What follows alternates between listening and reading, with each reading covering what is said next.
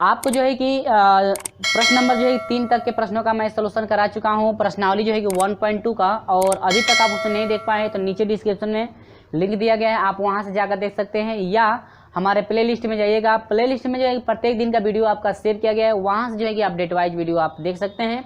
तो मेरे प्रिय छात्रों, उम्मीद होगी कि जो भी मैं चीज़ें बताया हूँ आपको इसके पिछले वाले वीडियो में प्रत्येक जो है चीज़ें आपको अच्छी तरह से समझ में आ गई होंगी कि कैसे जो है प्रश्नों का सोल्यूशन मैं करा रहा हूँ। और इसमें मैं समझाऊंगा प्रश्न नंबर 4 से लेकर के जो है कि आपका जो है कि 8 तक के प्रश्नों का मैं सोल्यूशन कराऊंगा, और शेष प्रश्नों का सोल्यूशन जो है कि अगले वीडियो में करा दिया जाएगा। चलिए शुरू करते हैं। देखिए प्रश्न नंबर 4 आपको दिख भी रहा होगा, स्क्रीन पे दिख रहा होगा कि 5 और 83 के बीच कितने समांतर माध्य रखे जाएं। देखिए क्या कह रहा है कि 5, ये क्वेश्चन नंबर यानी प्रश्न मैं दे दे रहा हूँ, प्रश्न नंबर आपका ये 4 है। प्रश्न नंबर क्या है? 4। ये कह रहा है कि 5 और 83 के बीच, 5 और किसके बीच? 83 की। और हाँ, प्रत्येक जो है प्रश्नों का सॉल्यूशन का जो पीडीएफ लिंक है आपको नीचे डिस्क्रिप्शन में दे दिया जाएगा। पीडीएफ लिंक से भी आप जो है कि विस्तार से आप समझ सकते हैं, यदि आपको ऐसे समझ में नहीं आता है तो ठीक है। पीडीएफ का लिंक आपको डिस्क्रिप्शन में मिल जाएगा, प्रत्येक दिनों का आप वहां से जाके जो है पीडीएफ लिंक से आप देख सकते हैं, ठीक है। तो इसमें मैं समझाऊंगा, आपको अच्छी तरह से समझ में आ जाएगा सभी चीजें कि आपको क्या क्या करना है। इसमें दे रहा है कि 5 और 83 के बीच कितने समांतर माध्य रखे जाएं कि पहले माध्य, देखिए पहले माध्य पद तथा अंतिम माध्य पद, देखिएगा पहले माध्य पद, ठीक है, पहला माध्य पद और अंतिम माध्य पद अनुपात दिया है एक संबंधी कितने का? 7 का। पहले और अंतिम का जो अनुपात दिया है एक संबंधी कितना है? 7 है। तो ये कह रहा है आपसे, ये पूछ रहा है एक संबंधी 7 के अनुपात में है, तो ये पूछ रहा है आपसे कि 5 और 83 के बीच कितने समांतर माध्य रखे जाए, यानी कि नंबर पूछ रहा है आपसे। क्या पूछ रहा है? नंबर पूछ रहा है कि आखिर में कितने आपके उनके बीच, यानी कि 5 और जो है 83 के बीच कितने हम समांतर माध्य रखें। नंबर आपसे फाइंड करने के लिए पूछा है कितने नंबर होंगे, टोटल आपके कितने संख्याएं होंगी जो जिनका अनुपात जो है एक संबंधी 7 हो जाए, ठीक है। तो मान लेते हैं कि 5 और 83 के बीच n समांतर माध्य रखे गए। कितने समांतर माध्य? n समांतर माध्य। देखिए तो मैं लिखता हूं 5 और 83 के बीच, तो इधर लास्ट में रख दिए क्या? 83 के बीच n समांतर माध्य। n समांतर का माध्य का मतलब ये x1 हो गया, एगो x2 हो गया, डैश डैश डैश कहां तक रखा गया है? xn तक, कामा। यानी कि 5 और 83 के जो बीच है आपके x1 समांतर माध्य है, x2 समांतर माध्य है, डैश कहां तक है? xn, ठीक है। अब मेरे प्रिय छात्रों, n समांतर माध्यों के लिए मैं फार्मूला बताया था पिछले वाले वीडियो में, जब बेसिक चीजें मैं चलाया था तो उसमें बताया गया था यदि n समांतर माध्य निकालना हो तो फार्मूला कहता है कि x1 बराबर होता है a प्लस डी, x2 बराबर होता है a प्लस 2d हो जाता है, और x3 बराबर होता है a प्लस 3d, ठीक है। डैश डैश इसी तरह से आपका यदि xn का निकालना होगा समांतर माध्य, n पदों का समांतर माध्य निकालना होगा तो xn यानी कि n समांतर माध्य आपको फाइंड करना होगा तो a प्लस हो जाएगा nd। ये तो आपके समांतर माध्य हैं, यानी इनके बीच पहला समांतर माध्य x1, दूसरा, तीसरा, ऐसे करके आपको क्या है xn तक मान लेते हैं कि इनके बीच जो है n समांतर माध्य आपका रखा गया। तो ये आपका प्रथम हो गया और ये आपका क्या हो गया? अंतिमवा समांतर माध्य, ठीक है। ये समझ में आ रहा है? समांतर अंतिमवा समांतर माध्य है, और इसमें आपका प्रथम पद ये है और अंतिम पद ये है, और समांतर माध्य इनके बीच में। समांतर माध्य यानी इनके बीच जो होगा वह समांतर माध्य होगा, और ये पहला पद होगा, और ये क्या कहलाता है? अंतिमवा पद। इतना समझ में आ रहा है ना? अब देखिए पहले पद यानी कि पहला समांतर माध्य, इनके बीच समांतर माध्य हाई पहला होगा, हाई अंतिमा होगा ना। इनका अनुपात दिया है एक संबंधी कितना? 7। तो अनुपात दिया है तो पहले हम लोग ये निकाल लें कि आखिर में पहला पद कितना है और अंतिमा पद कितना है, ठीक है। तो आसानी से हम लोग फाइंड कर सकते हैं कि नंबर आपके कितने होंगे। तो आगे क्या दे रहा है देखिए, तो इसमें आपका प्रथम पद आपका a कितना हो जाएगा? आपका 5 हो जाएगा, यानी कि इनके बीच, यानी कि ये जो संख्या यानी पहला माध्य और अंतिम माध्य निकालने के लिए a और d आपको हर हाल में चाहिए। तो a हो गया 5, और ये जो है आपका 5 और 83 है ना, तो यह a होता है और ये क्या होता है? b, जो कि b को हम लोग अंतिमा पद भी बोलते हैं। तो आपको सिर्फ b से मतलब है, इतना हो गया। इसके बाद देखिए पहले सार्व अंतर निकाल लें, सार्व अंतर, सब कुछ बेसिक चीजें मैं बताया था कि कैसे जो है कि आप सार्व अंतर फाइंड करने। फार्मूला होता है b माइनस a बटा में n प्लस कितना? 1, ये ठीक है ना। अब टोटल आपको नंबर कितने हैं? n नंबर है, टोटल जो है समांतर माध्य की संख्या n है ना, तो n समांतर माध्य की जगह पे n नहीं डाला गया, ठीक है। अब ये देखिए b का वैल्यू कितना है 83 माइनस 5 बाटा में n प्लस 1, यानी कि आपका जो d का वैल्यू है, आपका टोटल d का वैल्यू फाइंड हो जाएगा 78 बटा में n प्लस कितना, ये समझ में आ रहा ना। यानी कि d का जो मान आपका सार्वंतर इतना आया। अब देखिए कह रही पहले और अंतिम पद का अनुपात ये दे रखा है, तो पहला x1 हो जाएगा, दूसरा xn हो जाएगा ना। यानी कि पहले और अंतिम का अनुपात निकालेंगे तो x1 प्रश्नानुसार बटा में क्या xn। इतना क्लियर है, या अलग अलग आप निकाल भी सकते हैं, तो यहाँ पर निकाल लीजिए, नहीं है तो x1 आपका कितना फाइंड हो जाएगा, a की जगह पर कितना है, a की जगह पर आपका 5 है। यहाँ से अलग से मैं निकाल दे रहा हूँ। पहला समांतर माध्य x1 बराबर हो जाए a प्लस डी, यानी a क्या है 5 प्लस d का वैल्यू है 78 बटा में कितना n प्लस, ठीक है। चेंज कर दें, इससे गुणा करेंगे तो 5 से कम 5n हो जाएगा प्लस 5 प्लस कितना हो जाएगा 78 बटा में कितना n प्लस 1। अब ये आपका हो जाएगा 5n प्लस 8 5 13 को 3 हाथ से ले, यानी कि 83 हो जाएगा ना, सही है ना। बटा में आपका हो जाएगा n प्लस 1, यानी ये तो पहला पद निकला, लेकिन पहला और अंतिम का ना दे रहा है, तो इनके बीच इन लोगों को तो निकालने की जरूरत नहीं, क्योंकि पहला और अंतिम का दिया है। तो अब xn का निकालेंगे तो आपका हो जाएगा क्या a, यानी 5 प्लस nd है ना, तो n यानी कि 78 n कर लीजिए, इसको n को बाद में लिख लीजिए, कोई दिक्कत 78 n कर लीजिए बटा में n प्लस ये d का वैल्यू होगा, ये तो n आपका उसमें है ही है, इससे इसमें गुणा करेंगे 5n प्लस 5 आप प्लस हो जाएगा 78n बटा में कितना हो जाएगा n प्लस n को जोड़ दीजिए तो आपको कितना हो जाएगा 83n प्लस कितना 5 बटा में n प्लस कितना हो गया 1। इतना तो हम लोग फाइंड कर लिए, यानी प्रथम और अंतिमा पद हम लोग निकाल लिए ना, कितना कितना हो रहा है, ये तो आपको अच्छी तरह समझ में आ रहा है ना। अब प्रश्नानुसार क्या कर रहा है, देखिए प्रश्नानुसार करें इन दोनों का अनुपात, यानी कि x1 और x2 का अनुपात, यानी x1 यानी पहला और अंतिमा का जो अनुपात है, यानी कि अनुपात जब निकालेंगे तो यह हो जाएगा, प्रश्नानुसार मैं ले रहा हूँ 5n प्लस 83 बटा में n प्लस 1। अब पूरे का बटा, अनुपात में बटा, यानी कि आपका ये हो जाएगा 83n प्लस 5 बटा में n प्लस कितना 1। इनका जो अनुपात है कितना दिया है, एक संबंध है 7, यानी कि 1 बटा में कितना है 7। तो इससे ये क्या होगा, कट जाए, n प्लस 1 से n प्लस 1 कट जाएगा, दोनों कट गए तो यही दोनों बच गए ना। तो अब आपका हो जाएगा, अब तो मैं इसको हटा दे रहा हूँ, ठीक है। देखिए जैसे जिस तरह से मैं इसका सॉल्यूशन कर रहा हूँ ना, सेम प्रोसेस आपका प्रश्न नंबर 5 का यही है। तो इसी तरह से मैं प्रश्न नंबर 5 को भी लेकर चलूंगा, तो इसको जरा ध्यान समझेंगे तो आप प्रश्न नंबर 5 खुद सॉल्यूशन कर सकते हैं। बाटा में आपका है 83 प्लस 5 बराबर 1 बटा में कितना है 7। अब यहाँ से त्रिय क्या कर दीजिए मल्टीप्लाई, तो त्रिय का मल्टीप्लाई कर देंगे तो आपका हो जाएगा 35n प्लस 500 जो है कि 81, 35 7 पच्चे 35 n प्लस 581, 7 तरीके का इसको 1 हासिल 2 7 8 56 56 57 और कितना 58, 581 हुआ कि नहीं हुआ, ठीक है। मल्टीप्लाई चेक करेंगे, ये हो जाएगा 83, यहाँ पे n छुटा हुआ है 83n प्लस कितना 5। सभी नंबर को एक तरफ कर दीजिए, नंबर वालों को एक नंबर निकालना है, तो ये हो जाएगा 35n, इधर प्लस इधर आएगा तो माइनस 83n हो जाएगा 5, ये प्लस इधर आएगा तो माइनस 581, ठीक है। ये तो आपको समझ में आ रहा है ना अच्छी तरह से।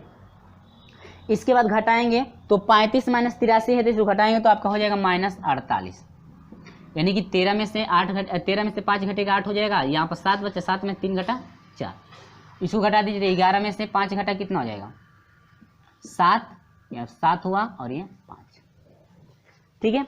नहीं 76 7 5 12 हो जाएगा ना, यानी 576 हुआ ना, 576 ये बड़ा है तो आप माइनस लगाने, माइनस माइनस क्या हुआ करिए नंबर है, तो नंबर इजकल टू हो जाएगा 576 बटा में कितना 48, तो नंबर ये एच में समझिए नंबर है, ठीक है, एन का वैल्यू है, तो नंबर ऑफ यानी कि 576 में यदि 48 से डिवाइड करते हैं तो आपका टोटल हो जाएगा कितना 12।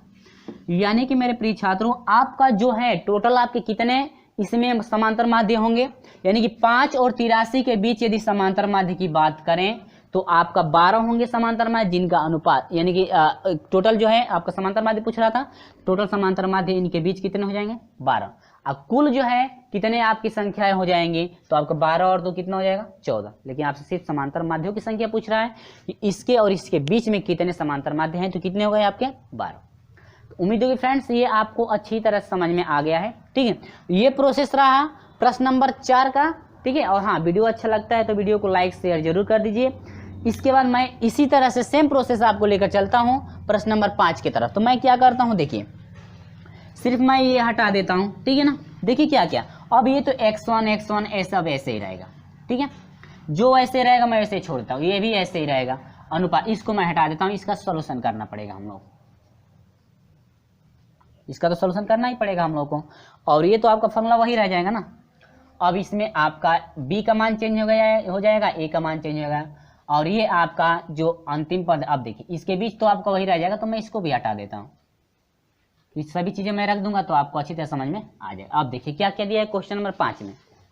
तो सेम प्रोसेस ऐसे ही चलेगा क्वेश्चन नंबर 5 का। ठीक है, देखिए दे रहा है कि किसी समांतर श्रेणी में 23 और 57, 23 और कितना है 57, किसी समांतर श्रेणी में 23 और 57, ठीक है ना, 23 और 57 के बीच कितने समांतर माध्य, वही आपसे फिर नंबर पूछ रहा है ना। तो मान लेंगे कि n समांतर माध्य रखे जा रहे हैं, रखे जाए कि पहले माध्य तथा अंतिम माध्य, वही पहला माध्य और अंतिम माध्य का अनुपात दे रखा है 5:11। अब दे रखा है 5 कितना 11। बहुत सिंपल तरीका, सेम वैसे ही।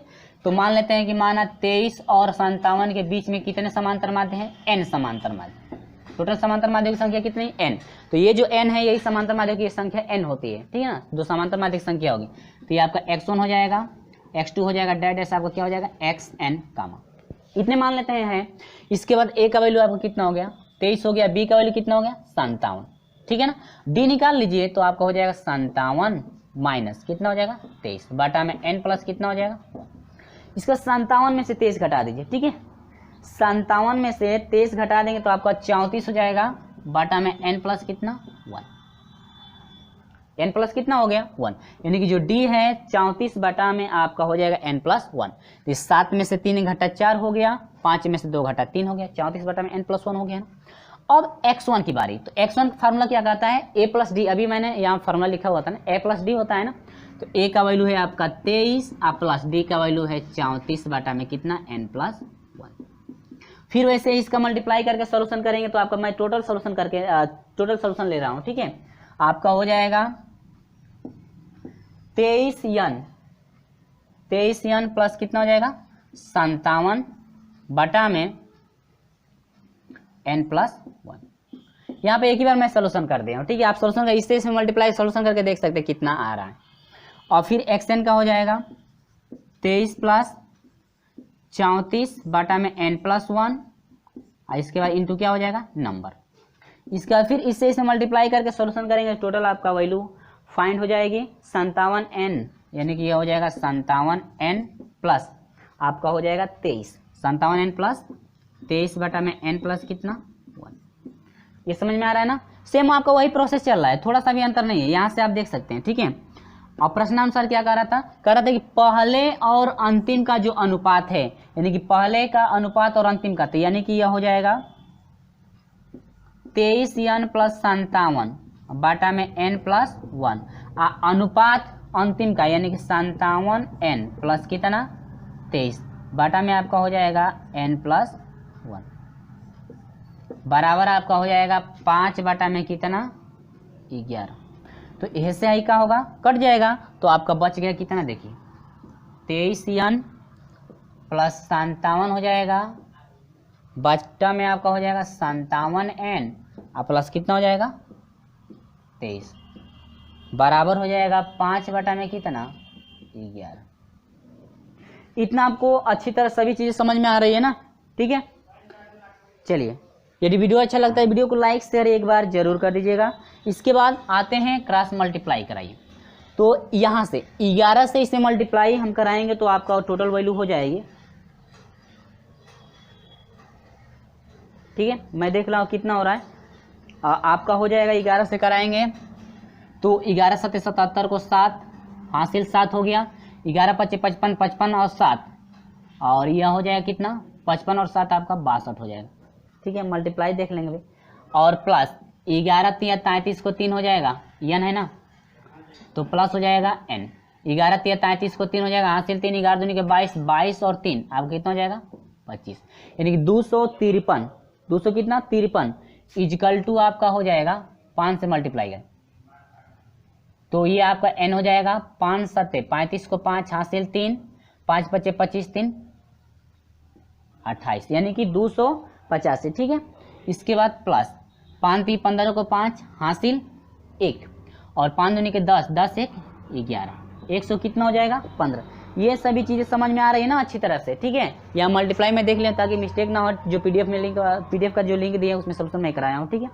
इसके बाद आगे बढ़ते हैं, एन वालों का एक तरफ कीजिए, यानी कि यह हो जाएगा 253 एन, ये प्लस में इधर आएगा तो माइनस 285 एन हो जाएगा इजकल टू 115, ये प्लस इधर जाएगा तो माइनस 627, घटा दीजिए दोनों को, तो यहाँ पर 5 में से 3 घटा 2 हो जाएगा, 8 में से 5 घटा कितना हो जाएगा 3 माइनस एन इजकल टू 5 में से 2 5 7 में से 5 घटा 2, 2 में से 1 घटा 1, यह हो जाएगा 5, यानी कि 500, यानी कि माइनस में माइनस 100 माइनस जो है कि 32 इजकल टू माइनस 512, ठीक है, सही है। माइनस माइनस क्या होगा कट जाएगा, तो नंबर ऑफ हो जाएगा 512 डिवाइड बाई कितना 32, 32 से डिवाइड कर दीजिए तो n बराबर हो जाएगा 32 से यदि हम लोग डिवाइड करते हैं तो आपका टोटल हो जाएगा कितना 16, ये आपका हो गया क्या नंबर, ठीक है। उम्मीद होगी फ्रेंड्स ये अच्छी तरह से समझ में आ रहा है कि जो है कैसे सोल्यूशन कराएगा। नंबर टोटल आपकी जो संख्या होंगी ना समांतर में, यानी कि 23 और 57 के जो बीच है टोटल आपकी समांतर माध्यों की संख्या हो जाएगी कितनी 16, ठीक है फ्रेंड्स। तो उम्मीद होगी सभी चीजें ये आपको अच्छी तरह से समझ में आ रही है, ठीक है। चलिए इसके बाद ले चलते हैं हम लोग अगले प्रश्न की तरफ चलते हैं। प्रश्न नंबर 6 का सोल्यूशन देखिए बहुत ही इसके बाद जो है प्रश्न नंबर 6 में बहुत ही सिंपल क्वेश्चन आपके लिए जा रहे हैं, ठीक है। बहुत ही सिंपल है, सिर्फ आपको याद रखना है कि आपसे जब क्या पूछेगा तो आप क्या लगाएंगे। देखिए जैसे मान लीजिए मैं कह दूं कि किसी भी समांतर श्रेणी का यदि 3 पद लेना है तो आप क्या क्या लेंगे, 4 पद के लिए आप क्या क्या लेंगे, ठीक है। तो मैं उसी फॉर्मूले में बस आपको लेकर चलूंगा और जैसे जैसे प्रश्न कहेगा वैसे वैसे आपको सोल्यूशन करना है। तो किसी भी समांतर श्रेणी में यदि 3 पद लेना है तो 3 पद क्या क्या होते हैं वो फार्मूला होता है, ठीक है ना।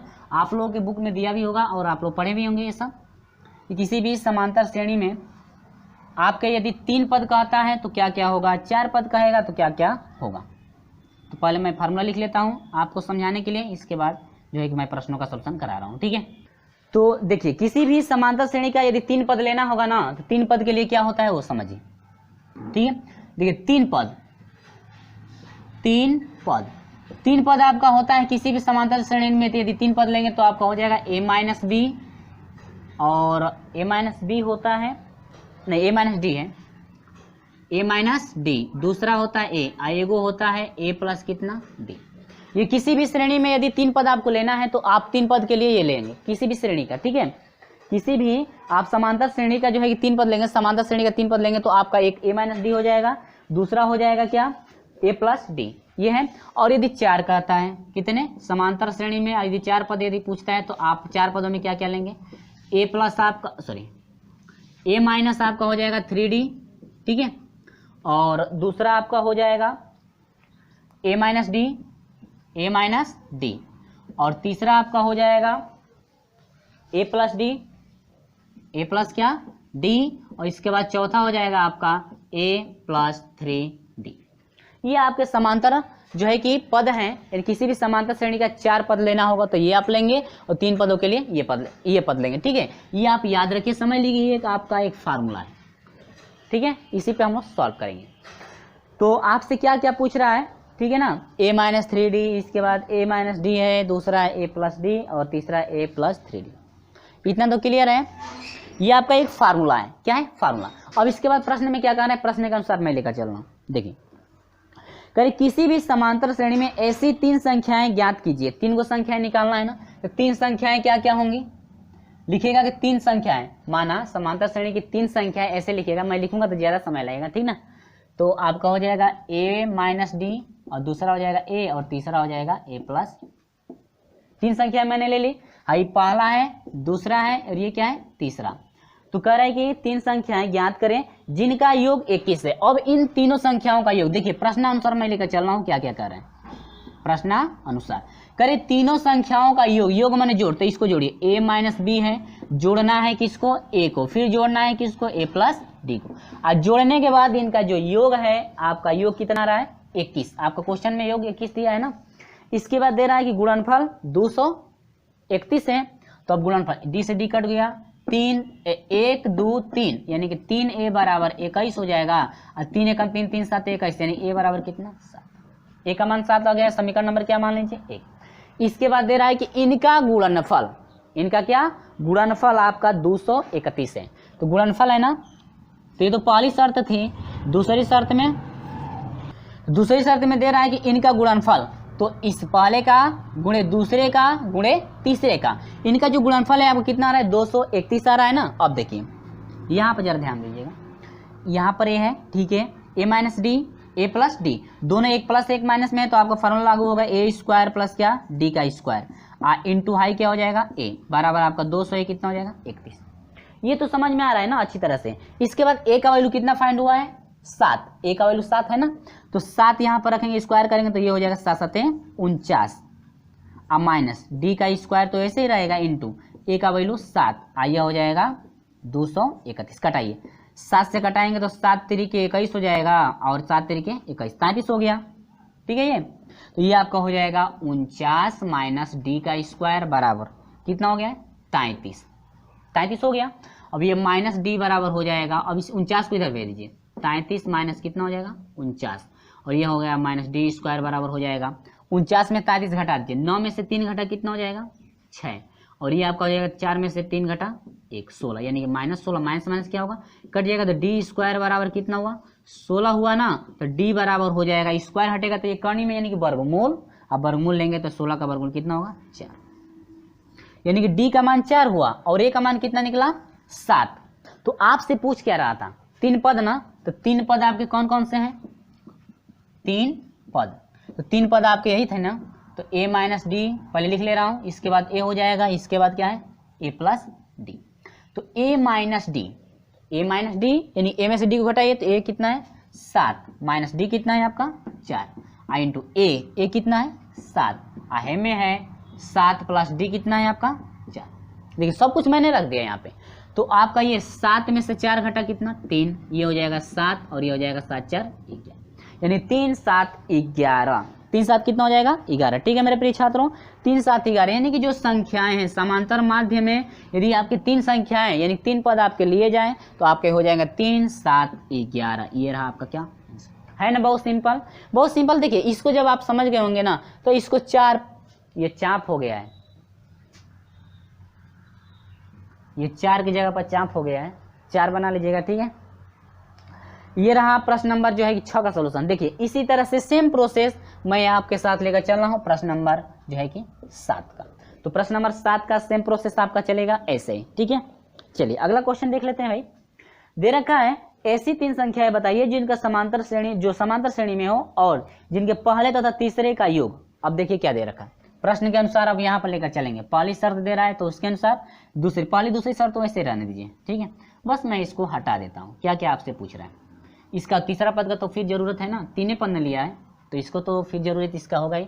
तो अब 7वें में वही प्रक्रिया आ जाइए, ये आपके सेम प्रोसेस, माना 3 पद आपके ये हो गए, 3 पद हो गए ना।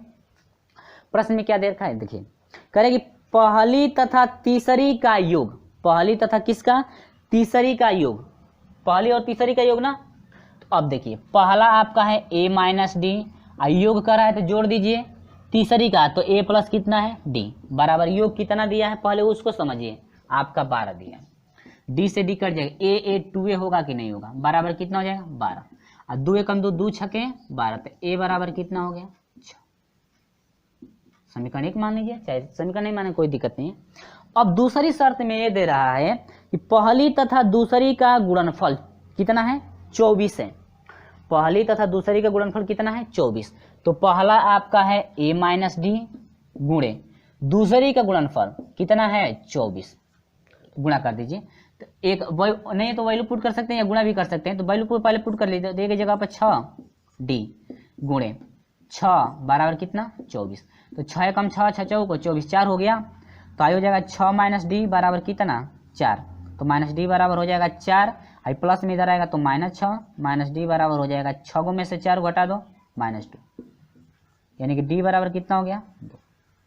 ये समझ में आया ना बहुत अच्छी तरह से कि डी का मान कितना आ गया 2, तो यहाँ पर लिख लीजिए ना, ये तो d बराबर कितना है 2।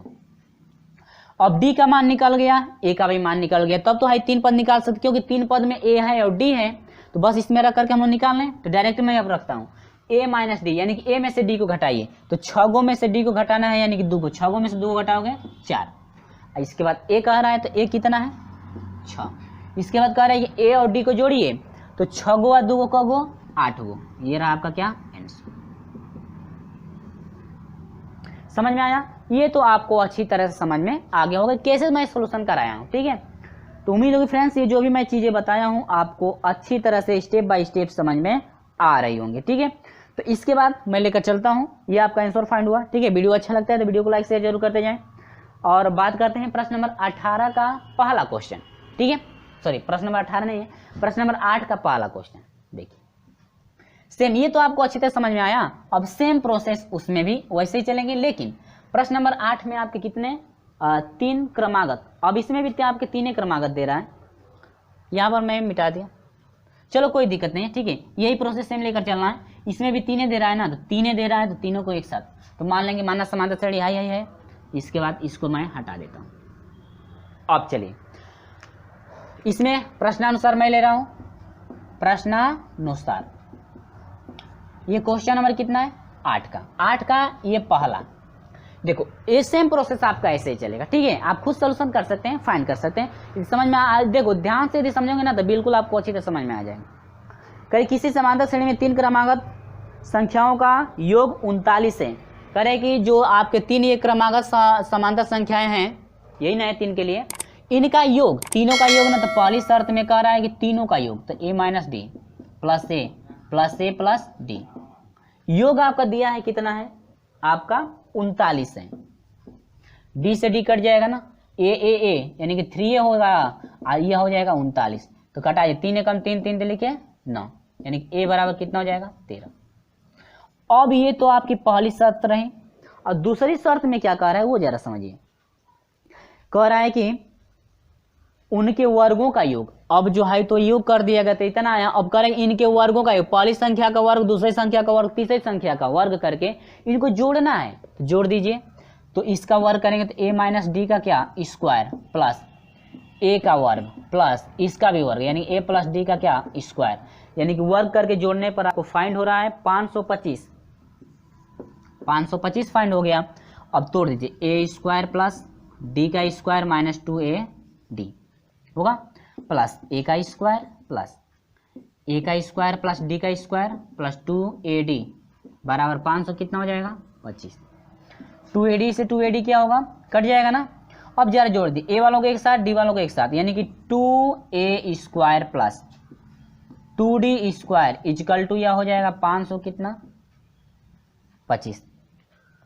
ये तो कंफर्म हो रहा है ना कि कैसे कराया जा रहा है।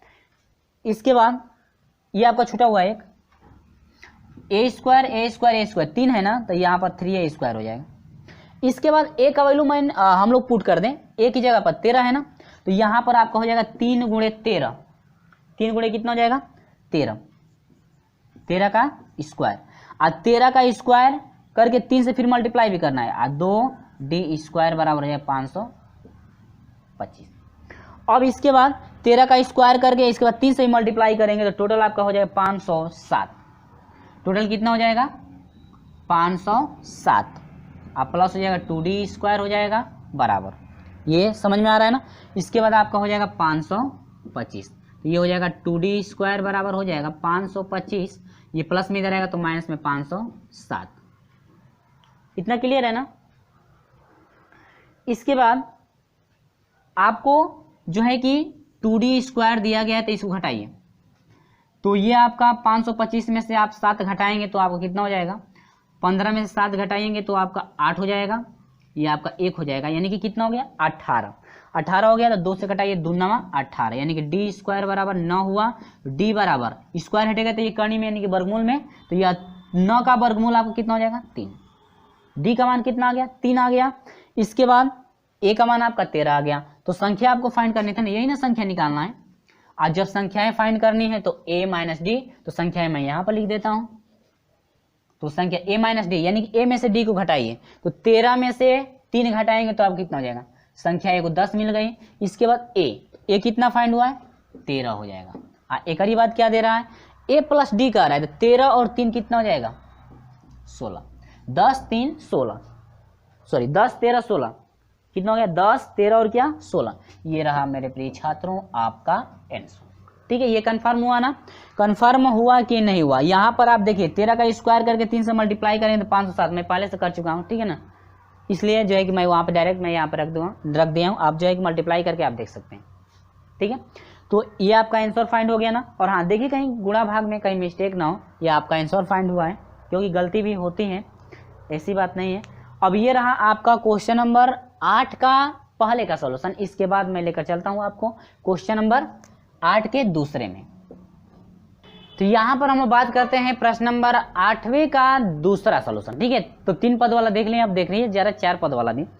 तो यहाँ पर करें किसी समांतर श्रेणी का 4 संख्याओं का योग, चारों संख्याओं का योग दे रखा है। प्रश्नानुसार आइए,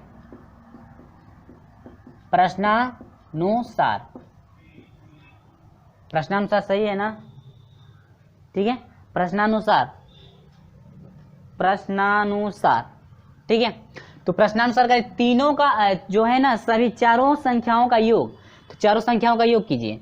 ए पहली शर्त दे रहा है ना a - 3d plus a - d plus a plus d plus a plus कितना 3d। और तीनों चारों का जो योग है आपको कितना दे रखा है 20। कितना दे रखा है 20। ये तो समझ में आ रहा है ना। ठीक है, अब जरा देखिए अब क्या क्या है जरा समझ लीजिए। 3d से 3d कट गया और इसके बाद d से d कट गया, a तो आपका हो जाएगा 4a बराबर 20। तो 4 5 20, a बराबर कितना हो गया 5, a का मान निकल गया। तो d का भी तो चाहिए। अब समीकरण प्रतिबंध नंबर 2 क्या दे रहा है उसको जरा समझिए। कह रहा है कि और उनके वर्गों का योग, अब सभी के वर्गों का क्या योग, तो ये हो जाएगा a - 3d का स्क्वायर प्लस a - d का square plus a plus d का square plus a plus 3d का स्क्वायर। और कह रहा है कि बराबर जो है ना कितने के बराबर है 120 के। अब इनका जो योग किया जा रहा है वर्गों का योग करके 120 हो रहा है ना, सेम प्रोसेस वैसे लेकर चलिए, स्क्वायर कर दीजिए। a का स्क्वायर माइनस का स्क्वायर प्लस 3 3 लिखे 9, d का स्क्वायर माइनस दोनों गुणा 3 दूनी के 6, 6 एकम 6ad आप प्लस इसमें a स्क्वायर प्लस d का स्क्वायर होगा ना, अब माइनस 2 एकम 2 दोनों का गुणनफल यानी 2ad होगा। देखिए कहीं a d की जगह b ना हो जाए, आप plus a square plus d square plus 2ad। फिर इसमें आइए a स्क्वायर प्लस 3 लिखे 9 d का स्क्वायर प्लस 3 दूनी के 6ad बराबर 100 कितना हो गया 20। इतना कंफर्म है ना। 6ad से 6ad क्या हुआ कट गया, प्लस को माइनस में है ना, 2ad से 2ad क्या हुआ कट गया। ये क्लियर है। इसके बाद जो जुड़ रहा है उसको जोड़ दीजिए और जो कट रहा है उसको कटा दीजिए, तो कोई भी कटेगा नहीं हमको लग रहा है कि। ठीक है ना। अब आइए a स्क्वायर तो ये आपका हो जाएगा 4a square, d square d इसके बाद 9d स्क्वायर, 9 9 18 18 1 19 और 19 से कितना 20 आप प्लस यह हो जाएगा 20d स्क्वायर आप बराबर 100 कितना 20। 4 से सभी को डिवाइड कर दीजिए तो यही हो जाएगा a square plus 5d square बराबर हो जाएगा 1 कट जाएगा ना, तो 5 दूनी के 10 और 5 चौको 20। ये तो समझ में आ रहा होगा ना अच्छी तरह से। आइए ऐसे नहीं स्क्वायर नहीं कटाना नहीं चाहते हैं तो आप वैसे भी कर सकते हैं, कोई दिक्कत नहीं, आ जाएगा वैसे भी। आप जो है कि ऐसे भी a का मान रख करके डायरेक्ट कर सकते हैं। a का मान रखिए, a का मान कितना है 5, तो 5 5 25 आप प्लस हाई हो जाएगा 5 ना, 5d का स्क्वायर बराबर कितना 24। ठीक है, अब इसको जरा इधर भेज दीजिए। तो इसको जरा इधर भेजेंगे तो आपका कितना हो जाएगा, ये मिस्टेक हुआ है ना, 4 5 20, ये कहाँ गलत हो रहा है, तो 5 5 5 25 हो गया और 5d हो गया, ये गलत हो रहा है क्या, 5 दूनी के ये 120 है ना, तो 4 से ना डिवाइड हो रहा है, गलती है यहाँ पे, 5 से मैंने डिवाइड कर दिया है, 4 से डिवाइड हो, 4 × 5 = 20, 4 × 3 = 12, 30 हो जाएगा ना, 4 × 3 = 12, 30, यही गलती हो रहा था। अब ये हो जाएगा 5d² बराबर, ये 30 है ना, तो 30 रहने दीजिए, आइए प्लस में इधर भेजिए तो माइनस में हो जाएगा कितना, 25। अब ये हो जाएगा 5d² बराबर 30 में से 25 घटाइए, 5 हो जाएगा, 5 से 5 क्या हुआ, कट गया, तो 1 बच गया ना, यानी कि d² बराबर हो जाएगा 1। तो यहाँ पर हो जाएगा d² बराबर 1 हुआ ना। अब d² में है ना, तो स्क्वायर हटाएंगे तो ये करनी में जाएगा, यानी कि वर्गमूल पूछेगा। अब वर्गमूल यानी 1 का वर्गमूल 1 ही होगा ना, तो d बराबर 1, d का मान 1 आ गया। अब ये क्या पूछ रहा था, 4 पद पूछ रहे थे ना, तो 4 पद ये जो लिख देना है 4, चाप मत लिख देना है, ठीक है, 4 पद। तो 4 पद क्या क्या हो जाएंगे, देखिए a - 3d ना, तो d से 3 में गुणा, तो d का वैल्यू 1 है ना, तो 1 3 है 3, a वाले में से घटाइए, तो 5 में से 3 घटाइए, आप कितना हो जाएगा, 2 है मैं, ये a में से d यानी कि 5 गो में से एगो घटाइए, d का वैल्यू 1 ही है ना, तो 5 में से एगो घटेगा, कितना हो जाएगा, 4। इसमें आइए a वाले में d जोड़िए, यानी कि 5 गो में एगो जोड़ेंगे, d का वैल्यू 1 ना, तो 5 × 1 = 6 है जाइए, d से 3 में गुणा, तो 1 3 है 3, 3 a का वैल्यू जोड़ दीजिए, a का वैल्यू 5 है, तो 3 और 5 8, यानी कि ये रहा 4 पद, 2 4 6 और कितना 8। तो मेरे प्रिय छात्रों, उम्मीद होगी कि ये जो भी मैं चीज़ें बताया हूँ आपको अच्छी तरह से समझ में आ गया है। और हाँ, वीडियो आपको अच्छा लगा होगा तो वीडियो को लाइक शेयर जरूर कर दीजिएगा। और हाँ, वीडियो अच्छा लगा होगा तभी हमारे साथ भी जुड़िएगा, चैनल को सब्सक्राइब तभी कीजिएगा जब वीडियो आपको अच्छा लगा होगा तो। और हाँ, बेल आइकन को प्रेस जरूर कर दीजिएगा ताकि जब भी मैं भी वीडियो अपलोड करूँ आपको नोटिफिकेशन पहुँचती रहे। इसी तरह से प्रत्येक समय के अनुसार आपका जो है नोटिफिकेशन पहुँचता रहेगा। और ये रहा प्रश्न नंबर 8 तक के प्रश्नों का सोल्यूशन। और हाँ, अगले वीडियो में मैं सोल्यूशन कराऊंगा प्रश्न नंबर 9 से जो है कि 10 11 में जो कि आपके 3 क्वेश्चन है, यानी टोटल 5 प्रश्नों का सोल्यूशन मैं कराऊंगा अगले वीडियो में। ठीक है, चलिए फ्रेंड, मिलते हैं आपसे अगले वीडियो में, तब तक के लिए बाय बाय।